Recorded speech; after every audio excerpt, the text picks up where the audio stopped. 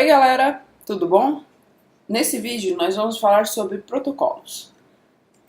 Um protocolo ele é bastante semelhante com as interfaces que a gente vê em Java. Ele funciona como um contrato.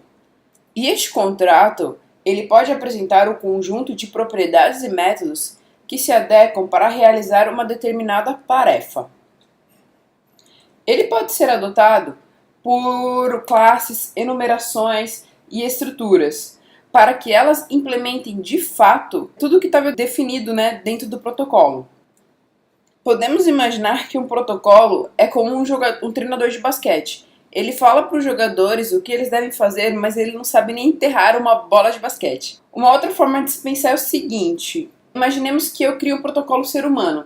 E nesse protocolo eu digo que se você quer ser um ser humano, você precisa ter nome, RG e precisa comer, dormir e descansar. Mas eu não digo para você como você deve fazer isso. Isso fica a seu cargo, né? Você pode implementar da forma que você bem desejar essas ações.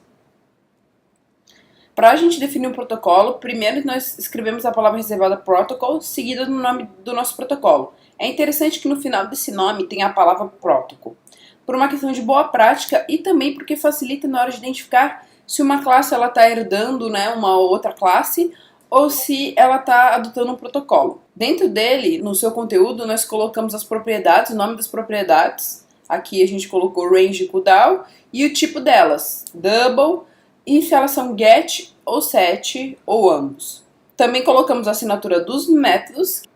Para uma classe adotar o nosso protocolo, depois do nome da classe colocamos 2 pontos, o nome do nosso protocolo. E a partir desse momento, nós precisamos entrar em conformidade com o nosso protocolo.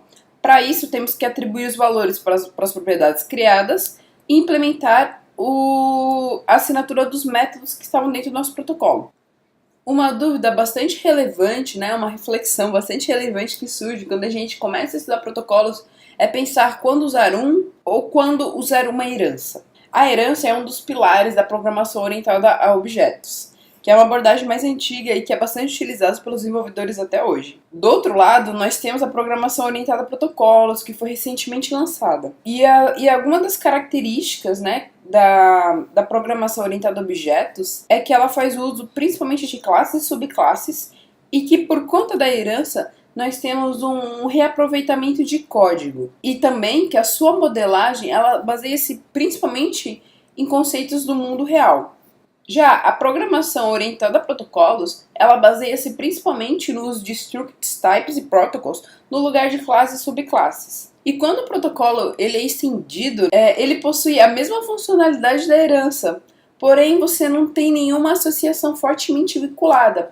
Isso pode ser muito interessante. Por exemplo, nesse caso aqui que eu vou citar agora, em que a gente tem uma classe pai chamada ave, e aí eu vou criar vários tipos diferentes de pássaros. Então eu vou ter um papagaio e vou ter uma outra ave que é um pinguim. E dentro da minha classe ave, eu tenho diversas características que fazem parte, que todas as aves têm, e algumas ações também que fazem sentido. Dentre elas eu vou ter a ação de voar. Ok, então o meu papagaio, ele é filho dessa classe ave, então ele vai ter tudo que está descrito dentro da classe ave e faz sentido. Já eu vou ter uma outra classe chamada pinguim, e ela também é filho de ave, só que um pinguim ele não voa, não faz sentido, ele está herdando esse método, sendo que ele não realiza essa ação. E poderia ser bem pior, podia ser que existissem várias outras coisas dentro da minha classe pai em que eu não fizesse sentido eu ter e que fossem inúteis, sabe? E uma outra situação, por exemplo, imagine que eu tenha a classe